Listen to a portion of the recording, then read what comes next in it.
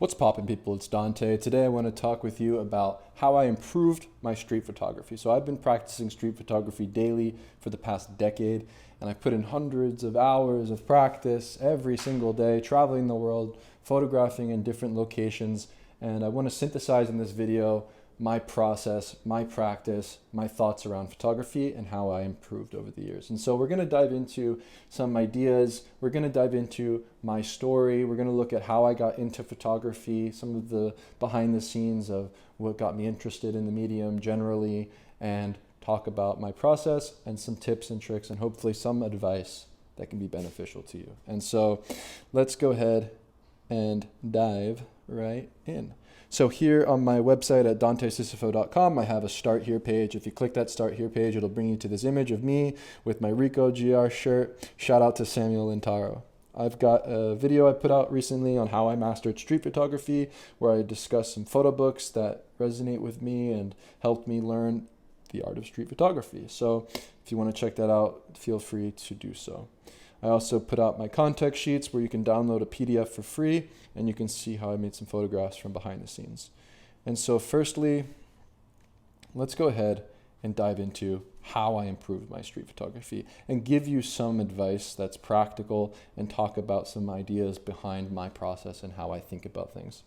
So over the years, I've developed a process of practicing street photography that is all about persistence, patience, and putting in time. I think one of the things about street photography that isn't talked about as much is how much time is required to come home with a photograph that is successful.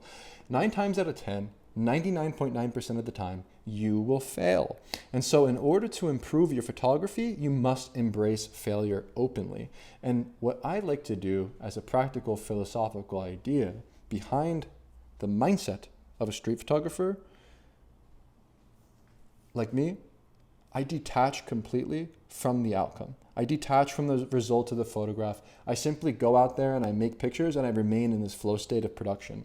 You know, ultimately the goal of practicing street photography every single day is very simple. You want to increase your curiosity by 1% each day. And the reason why this matters is because the more curious you become, the more you learn. And the more you learn and the more you review your photographs, the more you're going to want to go out there and repeat that process again and again.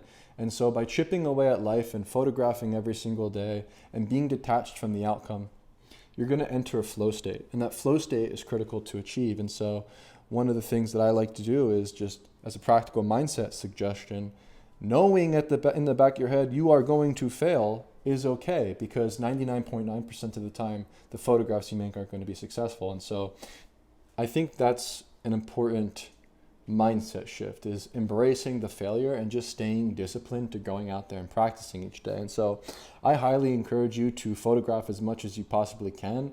If you can go out there every single day, that will be your best bet, because the more time spent, the better the results will get. And so for me personally, over the past decade, I pretty much haven't missed a day. And so the fundamental way that you can improve your photography rapidly is by staying tried and true to one camera and one lens. And why this matters is because when you're on the streets, you're not just photographing and seeing the world from your eyes and from your vision, right? We're photographing through our intuition. We're photographing from our gut, from our heart, and not necessarily only up here in our mind, connected to our eyes.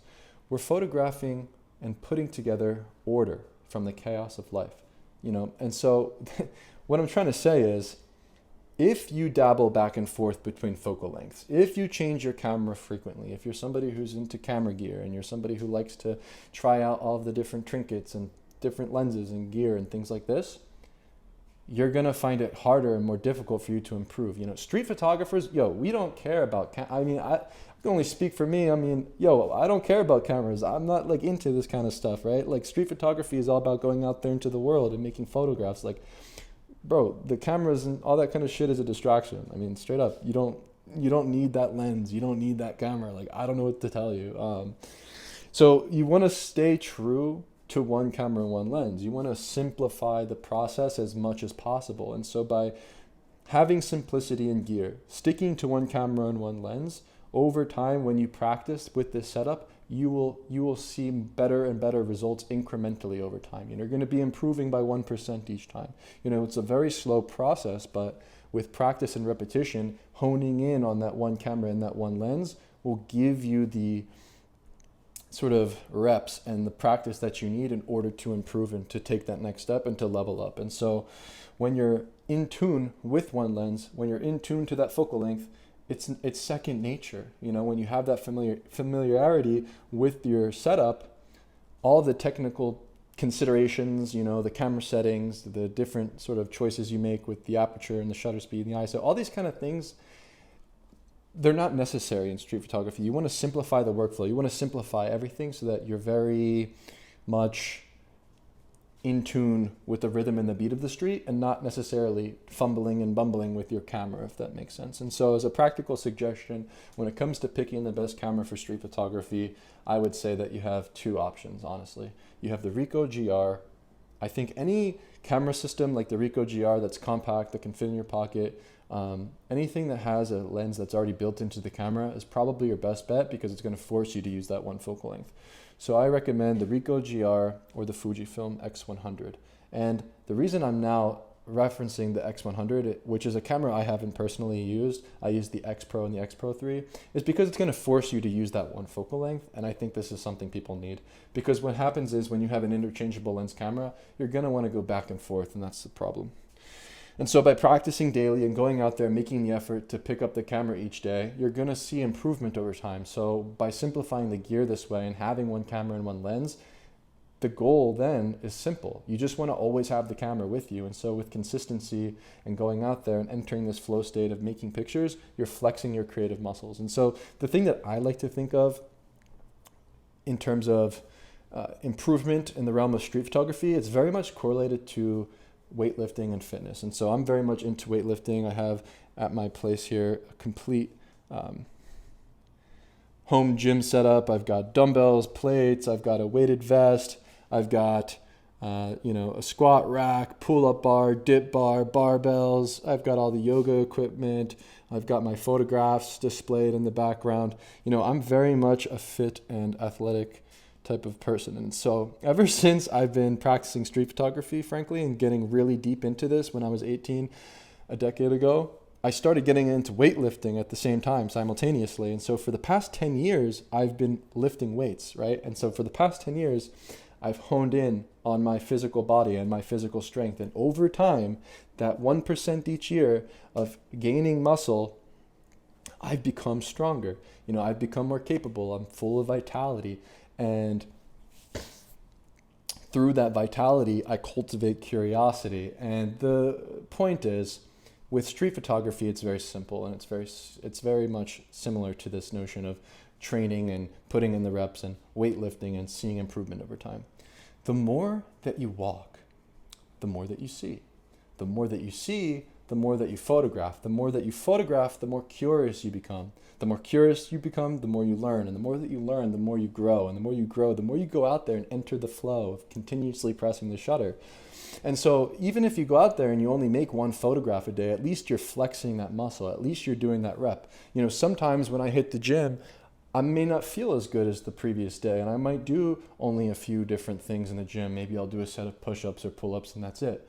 But at least I'm putting in the effort and the consistency and having discipline to do the thing itself. And I think it is very similar to this notion of weightlifting. And so daily practice is very similar to daily weightlifting. And so as a practical suggestion, right, the more you walk, the more you see, the more you walk, the more you will improve. It's very correlated. He who walks the most shall win. Okay? So because of this, though, I actually think that you should go slow. When you're walking on the streets, I think it's important to go slow. And you enter this Zen zone through slowing down, because the slower that you walk on the streets, and this is a very practical suggestion, I think we don't think about the art of walking as photographers, which we should.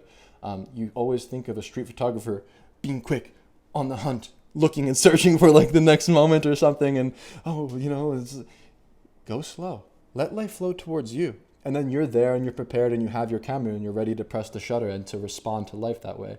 You know, the slower that you walk, the more that you observe. The slower that you walk and the more you let people flow towards you, the more you're going to be able to recognize the patterns that exist in nature, whether it's the light or human behavior, the gestures and the way that people move on the street with their feet. And so you really want to go slow, and to see more by taking your time, you'll find yourself in this state of wandering. You know, you'll be able to go out there and to almost enter this meditative state of just being, and you're just responding, and you don't want to just be hunting. That's what I'm trying to say. You know, you want to kind of just enjoy the walk, take it all in, go slowly. And because of this, I find that with repetition and with practice, there needs to be consistency. And so one of the things that I've done over the years is I've always stuck to the same route. You know, in my hometown here in Philadelphia, this is my stomping ground, right? This is where I practice every single day. This is what and I have a method to the way that I photograph here. You know, I know parts of town that are always going to be bustling at certain times of the day. I know at this time of the year, the light's going to appear. You know, I know these patterns, and I understand my city like the back of my hand because I go out there with repetition. So I find a route in my city, particularly my favorite street in the city is Market Street. And so I'll walk this same lane every single day.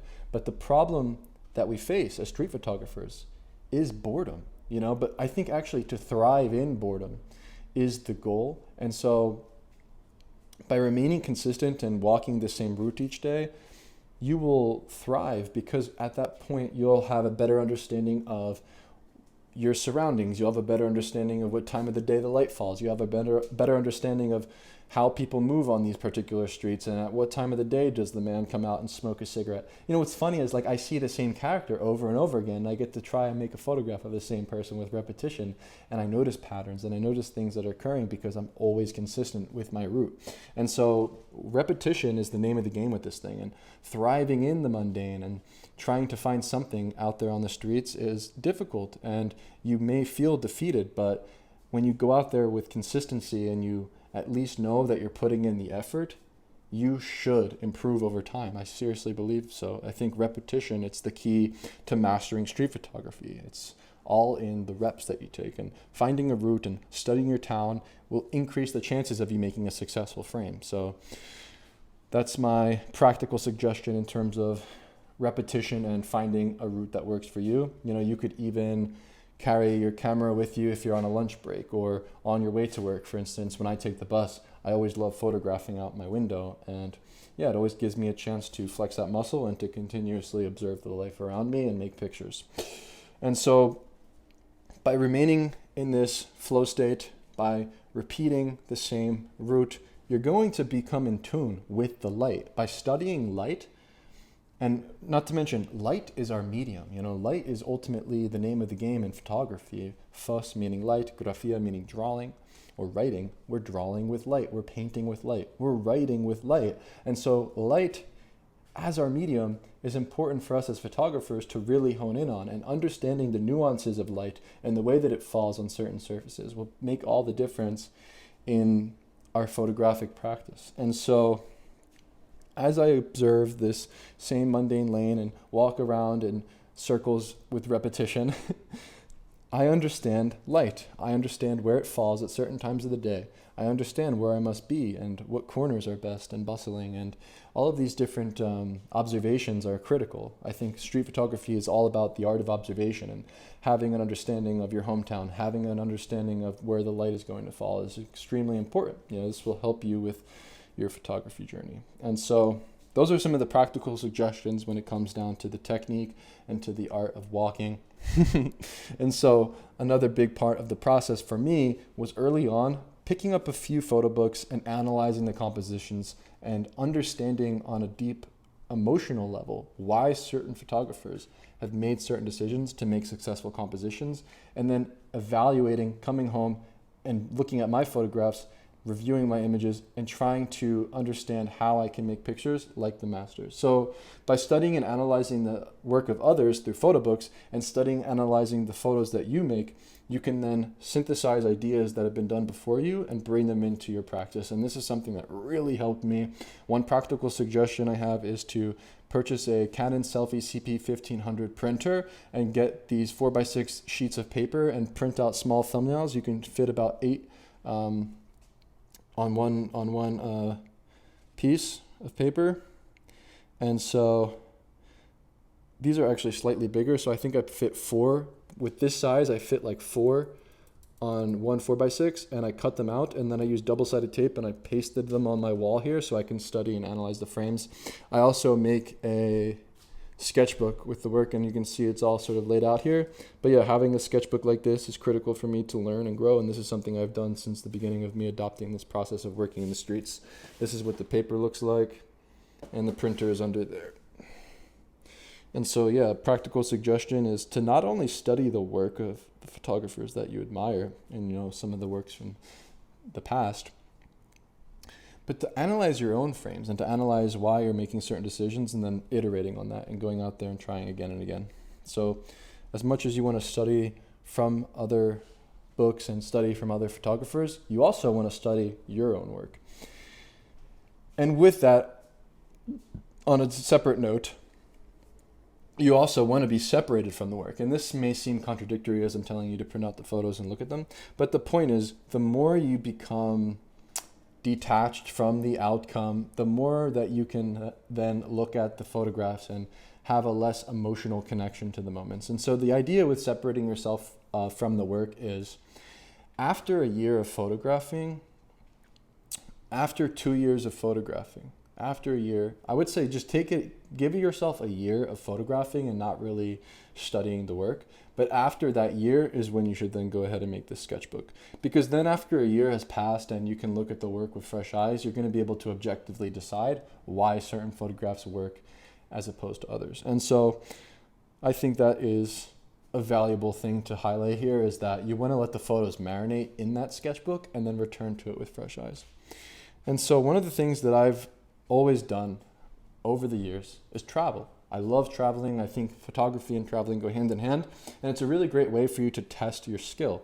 And so after a year of you practicing, after a year of you going out there and shooting each and every day in your hometown, and you become in tune with your gear, you're sticking to one camera and one lens, you're dialed in, you're in the flow state, you're producing new photos every single day, you're walking more every single day, you're putting those reps in, you're putting those steps in, you're in tune with your camera gear, your intuition is heightened at this point, you've dialed in with discipline, you've made your sketchbook, you've reviewed the images at the end of the year, you've maybe picked out 5 to 10 images that you deem to be successful after a year.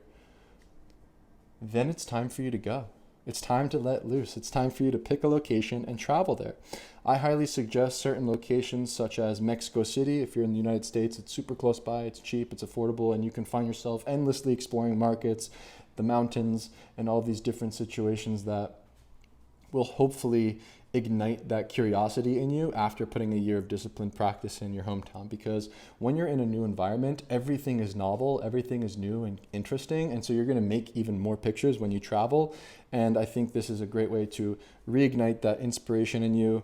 And I think the biggest suggestion for people that want to travel and practice street photography is you must, and this is my personal experience and what I believe, you must go out there without any preconceived notions. I've never really done prior research when traveling to new places as much, really. I mean, most of the time I just go somewhere on a whim. Like, for instance, I decided to join the Peace Corps. And when I joined the Peace Corps, I didn't know where they were going to station me. I just said, you know what, I just want to join the Peace Corps. And then eventually I went to Zambia, Africa. And so I always go with an open mind. I always go without any preconceived notions of what I will find. And I think that's where you'll be able to test your skills and find yourself in this sort of new place, improving your photography and taking it to the next level. And so when it comes to the practical suggestions about traveling and making pictures in new places, I highly encourage to at least stay for 2 weeks. If you can stay for 1 month in a new place, which is a lot of time, and I understand that's a big commitment, if you can at least stay for the 2 weeks in a new place, but only stay in one city, you will give yourself a higher chance of improving your photography. And what I mean by this is, when I travel to a new location, let's say I spent 2 weeks in Mexico City, I didn't really dwell far out beyond Mexico City. I didn't go to Mexico City and also think in my head, I want to visit another town in Mexico. You know, when I visited Hanoi, Vietnam, and I stayed there for a month, I didn't want to travel to Saigon. I wanted to stay in Hanoi. You know, when I travel to a new location like Mumbai, I'm aware that Mumbai is a huge city and I could spend a whole month there and never have to take any day trips or go to other places like Kolkata. I could have just, you know, and that's what I did. Like, I just stay in one location. And so it really simplifies the traveling experience, where all I really have to do is I just pack a backpack. I have my camera, my clothes, whatever I need, my iPad, and I'm good to go. You know, I'll bring an external hard drive to back stuff up if needed. And that's really all I need when I travel. I don't need extra train tickets. I don't need extra plane tickets. I don't want to have any crazy day trips. I just want to be able to wake up in a new place and kind of just walk around. And so that's what I suggest. That's why I recommend places like Hanoi or Mexico City specifically, because when you wake up in the morning in Mexico City, you basically can just walk everywhere and you don't even need to take a taxi or anything. With Mumbai, you can just grab those rickshaw rides and take those three-wheel little motorcycle johns somewhere and go on an adventure, right? It's super easy to travel. Like, you don't need to make it this complex thing where you have to do all this prior planning. And so, yeah, traveling will give you a way to test your skills, you know, and overcoming these challenges in these new places will improve your photography. And so here I do mention Mumbai, India, which, I mean, I can't recommend enough. I feel like that was the greatest trip of my life in terms of the amount of time spent and the results in which I got back home and looked at the photograph. In terms of what I'm trying to say is, the time I spent in Mumbai and the results of the photographs after only a month spent was a big return, right? Like, I feel like I've received more keepers in Mumbai in a shorter period of time than other times when I've traveled for longer periods of time. Like Mumbai, I don't know what it was. It was just, there's so much chaos there. There's so much to see there. And there's just so much to photograph there. And that's the thing, like, this world is so open. Like, you don't have to travel to these specific locations I'm mentioning. I just know from personal experience that I've experienced fruitfulness in these places in the world. And so hopefully some of these tips can encourage you to continuously go out there and improve your photography. I figured this would be a good introduction to how I improve my photography, and hopefully some of the ideas and philosophy behind my mindset and behind the practical suggestions and approach can help you on your journey, because the more information out there, the better. I think that we can all thrive together. I think that photography, it's this endless journey, and I think there is no like peak, there is no like height at which you'll reach and have yourself as this like master of street photography. But I think through incremental improvement over time, you can continuously learn and grow and improve your photography. And so knowing that there is no cap, there is no endpoint to this thing is so inspiring and keeps me going out there each and every day. And it's something that really makes me grateful for life, photography itself. It makes me super eager to wake up in the morning and to go out there with the camera. I mean, for me, it's just a joy. And yeah, this is some advice about street photography and some of the ideas behind how to improve your photography, and some of the things that worked out for me. And so maybe I can get into a bit more about my journey and talk about how I practically made steps through improving my street photography over the years. So I grew up here in Philadelphia, in Roxborough and Andorra, and as a youth, when I was a boy, I explored in the forest. I loved exploring in the forest. I loved building teepees. I loved exploring the unknown. And I think I have this inner childlike adventure in me still to this day, which fuels me with curiosity out there onto the front lines of life as a photographer. And so it wasn't until, though, I was maybe in 6th grade, I think I was maybe 10 or 11, I don't know how old I was at that time, and I started to dabble with Photoshop. And I remember pirating Photoshop CS3. I was like on the Pirate Bay. Remember that website? And you could download free softwares. I downloaded Photoshop CS3 And I started to make these photos and images and graphics, and I really loved graphic design. And so when I was in high school, I signed up for a web design course, and I started to learn about HTML or whatever, just like coding, and I hated that. But then what I realized through that course was I really liked design. I liked the design aspect of that course more than the coding and the technical sides of things. And so I loved making typography, I loved making posters, and I loved making photo collages. And so actually in one of those graphic design courses, they introduced photography as a component in the course. And so I remember going to a mom and pop shop when I was around 16 years old here in Chestnut Hill and purchasing my very first Nikon FM with a 50mm lens. And so I went out there and took pictures back in the woods, as you can see in that video where I'm riding my bike, and that's the Wissahick. And so that's where I would go and take pictures, honestly, when I first started in high school, because it was in my backyard. And so it wasn't until I started to take more pictures and get into this thing that I realized that my great uncle Bill owned a Leica M3, which was just extremely surprising because that is one of the greatest cameras of all time. And finding out that my uncle owned that camera, I became so curious and wanted to use it so badly.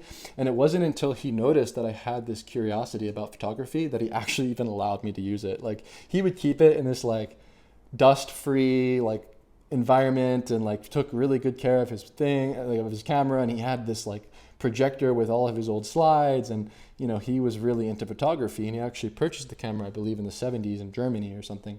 And so when we went out together, he showed me how to utilize the rangefinder. He showed me how to see. You know, as much as he taught me the technical side of photography and how to use the shutter speed and how to set up the camera technically, he actually told me how to see. He showed me the way of street photography, which is interesting because he told me how to see, and I naturally became interested in street photography. He never really told me about street photography. I never really found out about street photography until later, but I kind of just naturally started to practice street photography without even thinking about it. And so we're going to dive into that. We went on a trip with the Leica M3, and he wanted to show me how to use it technically. So he took me to the mall nearby, and there was a merry-go-round, and it was moving around, and he was describing to me how to freeze the action, and he told me about shutter speed and how if I set my shutter speed to 1/500th of a second, it'll freeze the action. If I set my shutter speed to 1/30th of a second, you'll see some blur from the merry-go-round. And I thought that was interesting, and I started to make pictures. As we moved through the mall and observed people as they were coming in and out of the stores, he brought me to the Build-A-Bear workshop. And when we were at the Build-A-Bear workshop, something clicked in my head. Because what he did was he described for me how to put together a visual puzzle, how to put together a cohesive image that tells a story, which was really, really beneficial early on. And so exactly what happened is he observed the people with the bears that were coming out of the store, their happy smiles, the children, and he was relating and juxtaposing their faces with their bears and their expressions and how they were so eager to have this new toy to the background element, which was on the front of the store, showcasing an image of a bear. And he made this relationship to me, and I'll never forget this, because once he described this to me, I started to understand how to see and how to make a relationship between the foreground and the background. And this was a really monumental part of my journey early on that set me up for success. It was having a proper guide who brought me out there onto the street and showed me how to see. And so this is an image that I made on my rooftop, looking at two subjects from behind, looking out at the clouds, photographed using the Leica M3 and the 35mm lens. And so that became my favorite focal length early on, and I would go out there and practice with black and white film, with color film, and walk around the streets of Philadelphia practicing street photography without even really knowing what it is. And so these are some images that I made over the years with the Leica M3.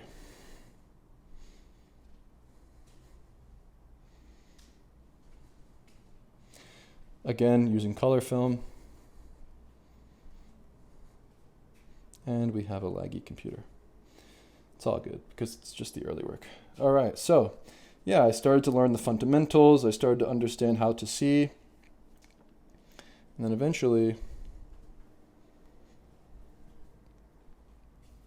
after being in this course in high school and really loving photography and design, I enrolled in an art school. And so as a preface, I don't think you need to go to an art school to learn about photography. I don't think that this is something that really benefited me directly, but there are indirect benefits that have occurred through my process of being in school, such as the resources and some of the classes that provided opportunities and other little extracurriculars that shaped how I see the world and brought me closer and closer to this journey of approaching this sort of documentary street photography style of photography.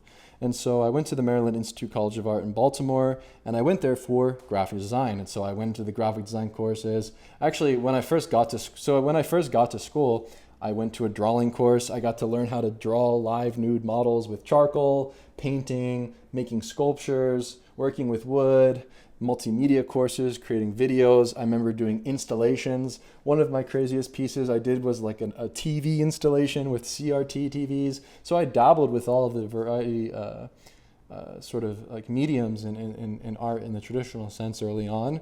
And that was something required for the first year of school. And so once I became a sophomore, I enrolled in my graphic design courses. And honestly, I'm going to be straight up with you. I found it pretty boring because I had this like urge to just be out and to be moving. And that's why like literally like I'm moving around right now in my place, because I just love to walk. I love to be free and to open, explore ever since I was a young boy in the woods, right? And so it's just something in me to this day that like I just need to be moving constantly.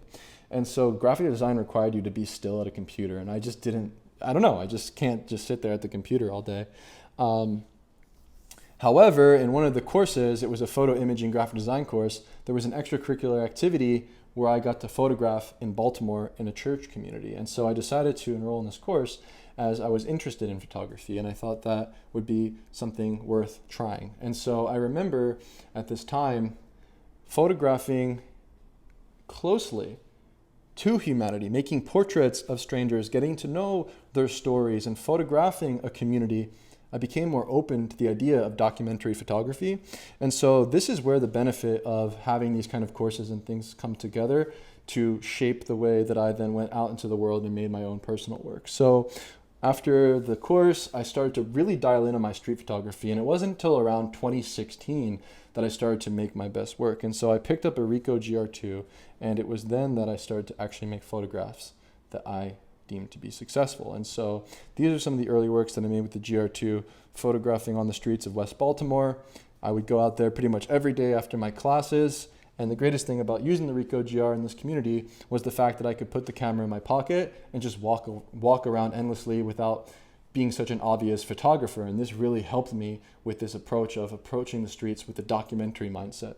And so photographing in that new community during that extracurricular activity has influenced the way that I approached the streets when I photographed in Santan, Winchester, Baltimore. And so a lot of these photographs happened spontaneously. It really didn't come down to me having any technical training or any sort of like instruction from the classes I was enrolled in, other than the fact that I was just curious about life, and like I just had this lust for life and this adventure in me that wanted to go out there and photograph. And ultimately, at the end of the day, I am self-taught. I of course have an uncle who had the camera and passed it down to me, but all of the different things that I've picked up on over my journey have been through me experimenting with my own personal projects and learning through my own work. And so I think that's important to emphasize. I did go to a university and study art, but I don't think that's necessary if you're trying to improve your photography. I'm just trying to be as blunt and straight to the point as possible with that. And so that photograph that you saw of the basketball scene in Baltimore wound up winning a first prize in a contest at the Miami Street Photography Festival, judged by Martin Parr. And so early on, when I had recognition for my photograph and I had some good images under my belt, it really pushed me to the next level to continuously go out there and improve my photography. I'm not going to lie. And so having this occur was a pretty big deal early on because it fueled me to keep pushing and to keep going because I knew that I was good at this thing. Yeah, I like this. It reminds me of a windmill. I've got this feeling that these hands are all going round like they're being blown by the wind, you know. So that's the immediate feeling I got from looking at the picture, and that's actually a very difficult thing to actually get into a photograph. So in that sense, I think it's a pretty good picture, in fact, and I like that sort of sense of motion that you get from catching this still moment. that's a pretty rare attribute, and in that sense, I'm going to really respond well to this. Perfect. Okay, so let's see the scores for Dante Sisofo.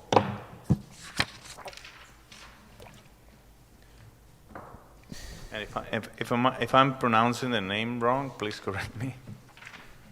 All right, so let's see. Got the 4. All right, it's getting tight. So let's see the winner of the 2016 MSPF Slam is Dante Sisofo. So.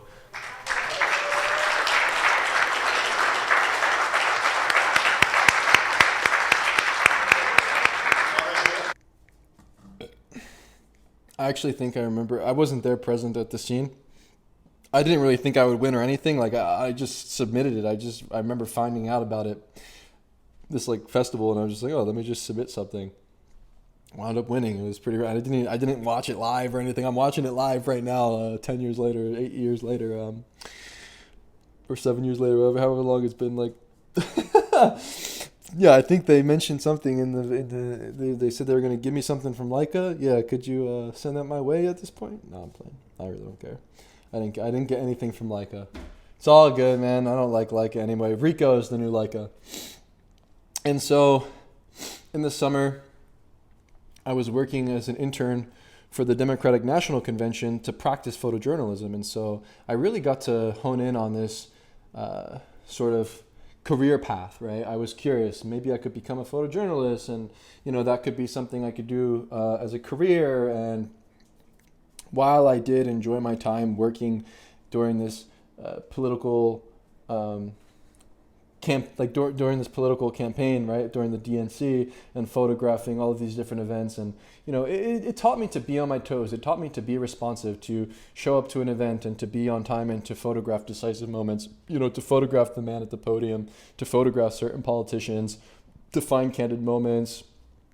I was always on the hunt and always going to the next assignment and learning and growing early on.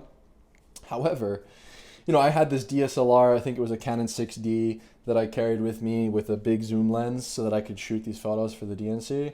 However, I carried in my pocket my GR2, and I wound up making way better photos with that. And so my Ricoh GR2 was my companion, and I actually wound up making this photograph during one of my assignments, which was at an African festival. And it was during this time that Muhammad Ali passed away, and I photographed the man with a newspaper, and wound up being a pretty interesting moment.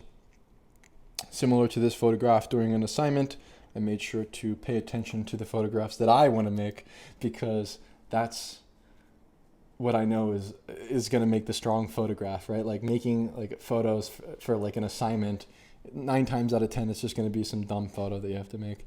And so I would try to play and juxtapose elements and photograph on these assignments in my own way and see the chaos on the streets during that time. Crazy protesters. And so I wound up studying abroad in Jerusalem at Hebrew University. And it was there that I started to really hone in on this documentary photography approach, as I was in a completely new place. And I decided to travel to Jerusalem because I thought it would be interesting, frankly. That's like the only reason I can really tell you. My intuition told me that would be a good place to practice the kind of photography that I'm interested in. And yeah, I wound up traveling all throughout the West Bank, all the major Palestinian cities, and photographing pretty much every single day. After my classes, I would take the light rail to the old city, and then from the old city, I would get on one of those taxis that would take you to Ramallah, or take me to Jericho, or take me to Calandia, that would take me to Nablus. Like this photograph I took in Balata refugee camp. I mean, this might have been one of the scariest places I've ever been in my life, frankly, because I would walk around this community and there were gangsters with pistols tucked in their pockets, and they had them visible, and there were no police in sight, and these children were pelting me with rocks, and I it was pretty crazy. I'm not gonna lie. I got out of there alive, thankfully. But I got into a lot of interesting situations, and specifically fell in love with Jericho, where I made some of these photographs that you see here. And so Jericho became the place that I honed in on, as it was as close as possible to my university. And so all I needed to really do was take the bus from Jerusalem to Jericho, and it was super quick. And so I kept going back there time and time again, and by going out there with repetition, I was able to gain access to this community. And so by being a trusted foreigner in the community, I began to become much more engaged on a close and intimate level that allowed me the access to then make photographs like this of a conflict situation. And so they trusted me with my camera at these scenes, and they trusted me that I was making photographs in a particular way and not including their face. And so this kind of image came to me through trust, through courage, and through repetition of consistently going back out there time and time again, of going out there and taking that bus from Jerusalem to Jericho as frequently as I possibly can, and becoming comfortable with this new location in this foreign place, becoming comfortable with this community and these new people around me, and integrating myself fluidly as a photographer, as a bystander in this new place. And so I was able to make photographs on an intimate, close, and emotional level, where I'm not only physically close to the people I'm photographing, but I become emotionally engaged with the subject that I'm photographing, and I become closer and closer to life itself through the medium and through me being open and playful. And so this is a photo I made in Tel Aviv, and I traveled into Shofat refugee camp, which was right by my university, and made lots of pictures. And actually, after I graduated from school, I decided that it would be interesting to travel back to Jerusalem and to travel back to Israel generally, and I decided to volunteer on a kibbutz. And so I volunteered on a kibbutz in Haifa, and I began to work in the farms. I remember during that time I started to volunteer in different capacities, like I would milk cows, I would tend the gardens, I was doing landscaping, this and that. And after a month of doing that, I actually found it to be not as visually impactful on my photography. And so I packed up my bags in the middle of the night and I traveled the road all the way from the north of Israel back down to Jericho, and wound up making this photo here and a couple of other photos that you'll see in the slideshow during my time living with a Palestinian family for a few months, volunteering in a hostel, sleeping on the floors of mosques, learning about Islam, and integrating myself in this community in my own way, on my own time, following my personal passion of making photographs. And so a lot of the photographs and all of the photographs are made through my personal curiosities and my personal passion for photography. And everything I do is simply for the love of the game and the love of photography and the love of life. And so that's why I continuously went back out and to make these photographs.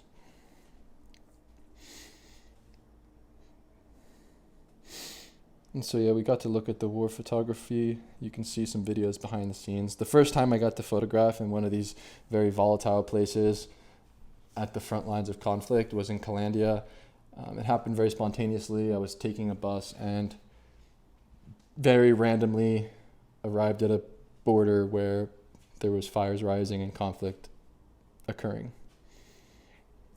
And so you can actually see the video behind the scenes I made with my iPhone at the time of the front lines where I made the photograph of the man with the tattered mask. The wall, got to photograph the wall that separates Israel and Palestine here in East Jerusalem and Shafat. Conquered the wall, stood on top of the wall, climbed the wall, made some Instax photos. And the Instax camera as a practical suggestion on how to improve your photography that may be not so much so directly is by carrying an Instax camera throughout your travels, you can gift these Instax pictures to strangers, and through the act of gifting the portrait to a stranger, you will gain trust in a new community, and this can give you the opportunity to make photographs on a more intimate level. And so, yeah, the Instax camera became a big part of my process and something that helped me a lot. It really gave me the opportunity throughout all of my journey to make some of these photographs. And so actually, I mean, like, this is like the secret, like this is the tip, this is the trick, this is the trick, this is the trick, this is the twist. This is the bit of advice that I hope can resonate with anyone that wants to go out there and travel and make these kind of photographs, essentially. And so in between that time that I spent in Jerusalem and just went back and volunteered, I traveled with my brother on a trip to Napoli. And so my brother and I are Italian, and we have our roots in Caserta, which is just outside of Napoli. And so one of the things I took away from this experience, and one of the bits and pieces of advice I can give for you in terms of improving your photography, is actually when you're photographing, you don't necessarily need to be on the hunt. You don't need to be practicing photography consciously. If you have your camera and you bring it with you along for the ride, you'll be surprised at what you find. And so in this particular moment, my brother and I are simply sunbathing. We're enjoying the day. We're swimming, we're sunbathing, we're eating watermelon with these locals. And then the scene very much spontaneously occurred, and I was there with my camera prepared to make the photograph. And so I think it's a really important bit of advice to give is if you just go out there and live your life, if you're just enjoying the day and having this sort of joyful time, that will reflect in the photographs that you make. And so ultimately, just always carry a camera with you. During my time in university, one of the benefits was the fact that Chris Boot from Aperture at the time, I believe, he came and was like scouting like the classmates or whatever, and looking at the photos. I don't even remember like what the whole deal was with that, but it was kind of cool. And he came and I think he gave like a talk or something, and like we got to sit in this like lecture, and we had some other like photojournalists and photographers that came, which was really cool. I remember like a war photographer came, and that was really cool. But at this time, I remember learning about the opportunity to receive a scholarship to attend a workshop with Alex Webb and Rebecca Webb. And so, yeah, I remember Chris Boot like went out to smoke a cigarette or something, and like one of my professors told me, "Oh, you should go and talk to him. You might find like an opportunity." And so, me being the eager student, went out and chatted with him briefly, get on the email chain, whatever, and then I got to attend the workshop with Alex and Rebecca. And so the thing that I took away from this workshop was that most of your damn photographs are going to wind up on the floor. You know, most of the photographs you make are going to be photographs that you need to ditch, that aren't good. And seeing Alex and the way that he looked at my photos and put photos to the side and selected certain photos and then sequencing the photos gave me a better understanding of what makes or breaks a good or bad photograph. And so actually here on this wall, I have the sequence from the workshop that I'm going to show you now. Yeah, so he sequenced these photos on my wall from my trip in the West Bank. And so at the time I had photographs from the West Bank, I had photographs from West Baltimore. And as a bookmaking workshop, the goal was to create a final product. And so I wound up making a test book, making a sketchbook, and sharing, pasting photos in a test book, and then using Blurb to make a final product, which was really cool. And yeah, I remember the bookstore, the publishing house was Radius Books. That's in Santa Fe, New Mexico, I believe, where it was. And yeah, it was actually really cool. And this is the final product and the final sequence that was put together by Alex and Rebecca. And yeah, this really was a pivotal moment in my journey that helped me hone in on what makes good photography. And not only was the sequencing and printing out these small thumbnails, and you know, I actually got to put my hands, the reason why I'm so into this process of making these small thumbnails is because I was actually able to, at the time, hold some of Alex Webb's small thumbnail prints at this exact size. And I remember making my own sequences with Alex's prints. And so seeing him make the sequence with my prints, yeah, it was just really beneficial and taught me a lot about how to evaluate photographs and how to make the selections that are keepers in the end. And so this is simply the final product from that workshop. And yeah, it was a really pivotal moment, something that I took a lot away with.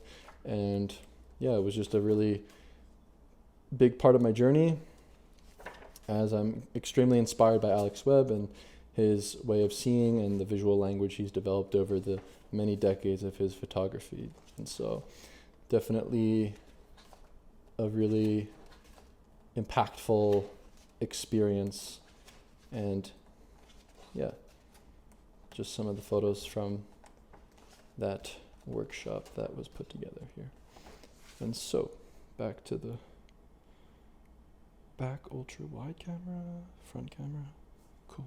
There we are. Back to picture in picture. Okay. Moving on. So then after graduation, did the kibbutz. We already talked about that. I abruptly sort of discussed this part of my journey.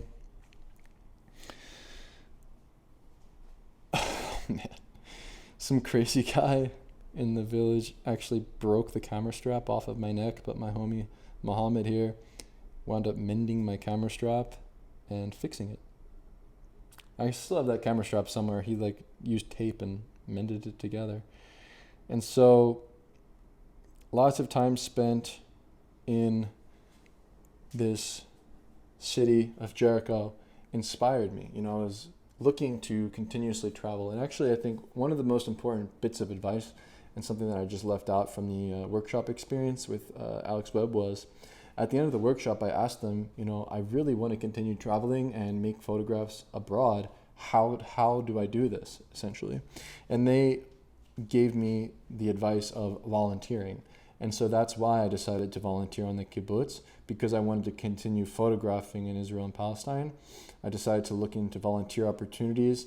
Volunteering on the Kibbutz, was essentially because in that workshop, I was given that advice. And so that was one of the other really important parts of that workshop that turned me to this world of volunteering and traveling. And so after volunteering in Israel and volunteering in Palestine on both sides, which was really insightful, I decided to continue my journey, and I just wanted to keep traveling. And the greatest thing about graduating from university was the fact that it gave me the opportunity to then enroll and volunteer with the Peace Corps. And so I joined the Peace Corps. I worked with aquaculture in Zambia, Africa, fish farming, and this was such a fun experience.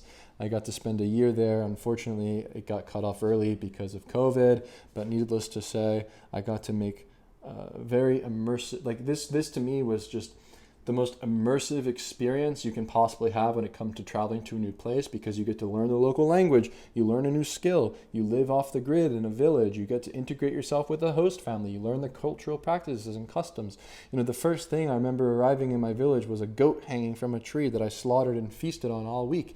I sometimes would go to the farms and pick up chickens that were alive and bring it back on my bike and slaughter it and prepare it and eat the fresh meat just right there off the fire that I would cook over. And it was a really amazing experience, and I've had so many great memories made during this experience, traveling and volunteering. And I can't recommend it enough. The Peace Corps really did transform the way that I view traveling and photography, and it was a big part of my journey. And so I made some of these photographs. Oh, it looks like the screen's like all shaking for some reason. Hopefully that wasn't happening this entire time. But here are some of the photographs. That was actually my host, this is in my host family's compound, and I was living inside that home right there on the left-hand side. I remember when I arrived, we painted it together. It was a super fun experience. And then I got to make a photograph of the house. And so, after spending a good year here, I got to really become intimate in this community, photographing baptisms, photographing funerals, photographing everyday life, photographing the youth, traveling with my best friend at the time in that village, Amaz, and he would take me out on his boat journeys as he would work on the boats and do fishing and sometimes deliveries. And I just got to spend a lot of time getting closer and closer to this community and photographing inside the churches. And these are kind of the houses that you can see in the village, those made with brick and mud and the thatched roofs. And so, that taught me a lot on my journey. And you can actually see a quick clip from photographing at a funeral here. One of the interesting things that I learned was in Zambia, it's actually culturally appropriate for you to attend a funeral, even if you don't know the family. And so I was always invited to photograph openly at these locations. And so when you're mourning at a funeral with the family, that is it's really a big part of Zambian culture, where families all throughout the different provinces, families all throughout different villages all come together to this one location and to mourn for a week, 2 weeks, sometimes up to a month's time, where people really spend time together during these trying times. And needless to say, I actually wound up witnessing a lot of funerals, and this was one of them, honestly. So COVID hit, had to return home. And I started making pictures again on the streets of Philly, back to square one, back to my hometown. Sort of just rolling with that, and just practicing my street photography during COVID. I actually remember during COVID and making photos in the streets. It was kind of fun. Like you can tell with the masks, you can see masks on people's faces in some of these images, but I still went out there. I still persevered and went out there and made photos during COVID, a little bit after COVID, and still went out there and practiced my photography. And so, yeah, these are some photographs from my hometown here in Philadelphia.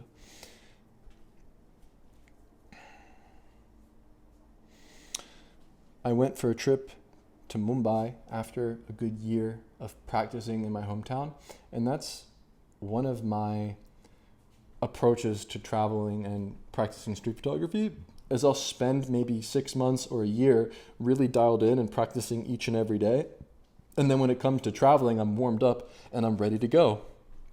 When I went to Mumbai, I just went with the flow. I did not plan or prep or do any research.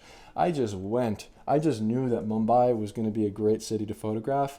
I was really inspired by the photographers such as Yash Sheth and Suresh Naganathan. And I remember looking at those two photographers and being inspired by their work and wanting to just go there and photograph. And I actually remember meeting up with these two photographers, and they showed me around and took me to certain locations. And I wound up making great photographs here on this trip after spending that year practicing daily in Philadelphia, being extremely warmed up, extremely locked in, traveling on a whim, arriving in Mumbai, and executing. And so this was one of those experiences that only lasted for a month, and so it was a quicker trip. A month is, I think, though, the perfect amount of time to spend in a new city. And Mumbai is so vibrant, and there's so much diversity, and there's so many different locations and different scenes that you can photograph, from the bustling markets to the beaches. And I found it to be such a vibrant place to practice street photography. I wound up being there during Holi, so I got to photograph during that celebration and experience that in the month of March.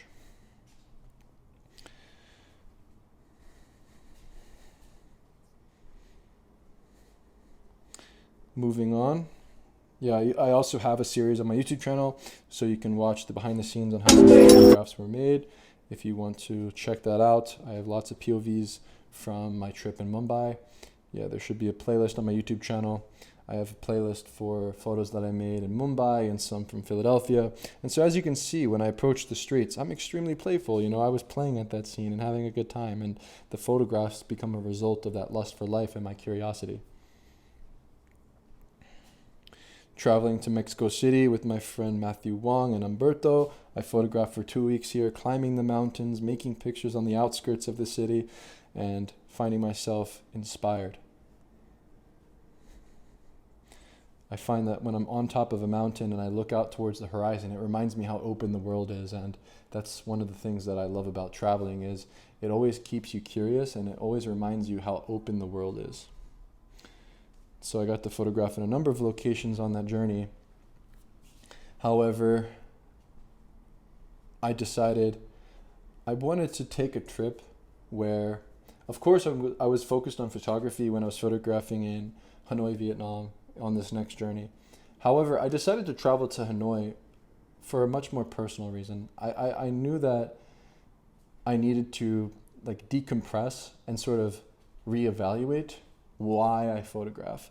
And so the more that I contemplated why I photograph while experiencing Hanoi and, going to the markets, walking around the lake and photographing different scenes, drinking coffee, enjoying the street food, and just enjoying the life here in Vietnam, I thought more deeply about why I practice photography as I became so immersed in the practice of going out there and traveling and photographing and working on my craft time and time again. I never really took the time to sit back and just evaluate and to take it all in and to think about it. And so when I sort of spent this time alone on this journey in Hanoi, I really had this time to meditate, to slow down, and to decompress and to think and to pivot from there. And so I wound up making some photos from Hanoi, as you can see here in this quick slideshow that I will show you. And yeah, this is the last image that I wound up making in my process photographing in color. And I almost feel like this is me checking out, going back to sleep, And I like the sort of juxtaposition between the coffee and the hands. And what's interesting about this too is it's very similar to how I got started and my uncle teaching me how to see and relating the foreground to the background. Now I'm trying to push the boundaries. Nowadays, I'm photographing in a completely new way. And so what I'm trying to do now is go back to day one every single day. I feel like I know too much about photography. I feel like at this point I've mastered the art of seeing and how to make good compositions and strong photographs. But nowadays I'm trying to break loose and detach completely from the outcome entirely to the point where I'm returning to day one each and every day. So I've returned to high contrast black and white when I returned from the trip. So I returned back to black and white. And so when I came home from that trip in Hanoi, Vietnam, I decided to sell all my camera gear. I went to B&H and I got rid of the camera gear, and then I got the Ricoh GR3 and the Ricoh GR3X instead. So I just had like store credit or whatever, and basically just traded the Fuji cameras for the Ricoh. And the reason being, I found that there was a need to change. You know, after that trip in Hanoi and after thinking and contemplating about why I practice photography, I reminded myself of the reason being because it brings me this abundance of lust for life and joy. And so by setting aside the pursuit of making great photographs and enjoying the process from the ground up, I'm reigniting this childlike spirit within me who is consistently being inspired to go out there each and every day to photograph, despite the outcome of the photographs, if that makes sense. And so my philosophy around photography has completely changed from making great work to making work of my soul, how I see the world, how I perceive the world on an emotional level, where in the past I was photographing other people, other places, the external world around me, going to new foreign locations and experiencing the world and having an adventure. And now I'm coming home, I'm coming back into my essence, into who I am, and photographing myself internally. And I'm trying to approach the medium in a more artistic way. I'm trying to approach the medium in a more abstract way, where stripping down to high contrast black and white is really simplifying the process from the ground up and bringing me more joy in my life. And that to me is the reason why I make photographs. And so by changing my process and making it as easy as possible for me to go out there each and every day, by carrying the camera in my pocket, returning back to Ricoh, which was my first love in the digital realm of photography, and photographing this way, I'm treating the photography practice as a visual diary of my day. I'm now photographing the most mundane of all situations, no matter where I may be, and I'm photographing in a much more fluid way that integrates photography with my life. I think what happens when you're traveling and you're photographing, and while I still love to travel and photograph in other places, I think what happens is you really sacrifice a lot of your personal life. You know, like frankly, I'm not like the type of person who had, you know, normal experiences with just like going out with the friends. I mean, sometimes, but like all the time I've spent over the past decade has just been on my photography. You know, and that's something I did. It was a sacrifice. You know, the sacrifice was, you know, you put your personal life on the side and you're just immersed in the practice of making great photos or trying to make great photos, right? And so there's a sacrifice there, and I think that can maybe kill joy. And not to say I wasn't a happy photographer during my travels, I completely was so immersed in it. It was some of the greatest experiences of my life. But now with that at the forefront of the reason why I photograph, I'm able to align my process with that philosophy in a way that keeps me endlessly curious and happy. And these are some of the results that dude, this keeps shaking. These are some of the results that I have from, I think it's when I go back and forth between the view. You know what? If it's going to keep shaking, that's all good because I have images here anyways. I mean, it's fine. Go to my library. Recents. Favorites, albums, how do you get to it? Oh, it's down here.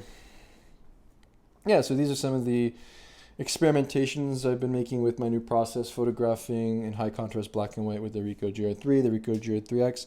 Everything's baked into the camera. It's a high contrast file with a small JPEG, and I don't have to do any processing, editing, or anything. Everything's just straight out of the camera. And yeah, essentially this is the peak, and this is the part of my journey that I'm on right now, and from here we'll see. You know, I think in order to improve as a photographer, not only should you follow that passion and that drive and stay consistent and pursue greatness, but I think you should follow your joy.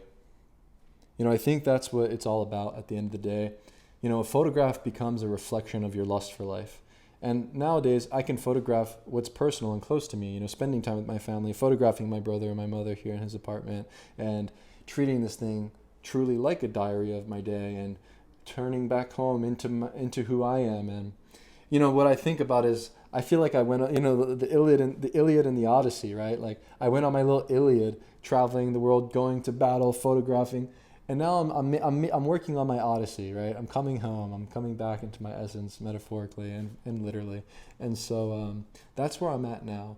And yeah, I'd love to make 2 bodies of work. You know, I'd love to make a new body of work. You know, I'd love to be able to master both color and black and white.